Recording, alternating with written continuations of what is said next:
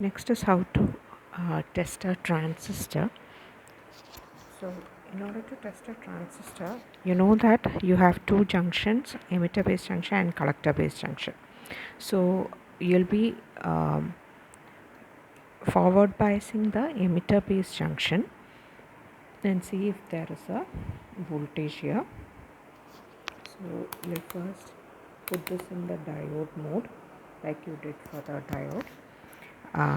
And then you'll identify which is the emitter, base and collector, and emitter base junction should be forward biased. So in an NPN transistor, emitter will be N, collector will be N, and base will be P.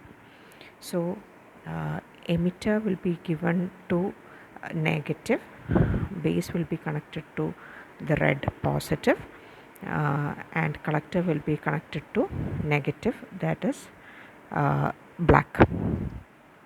So this is BC 107, and in BC 107 it's an NPN transistor.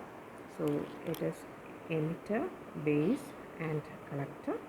So emitter will be connected to black, base will be connected to red, so that you get a value in the multimeter. So connect to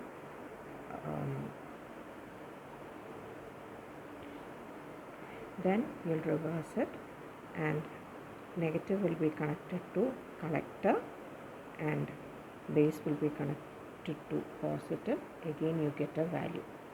Now if you reverse it, that is base is connected to negative and emitter is connected to positive, you'll get a 1. Similarly, in the case of base and collector also, you'll get a 1 only. So that is how you test a transistor.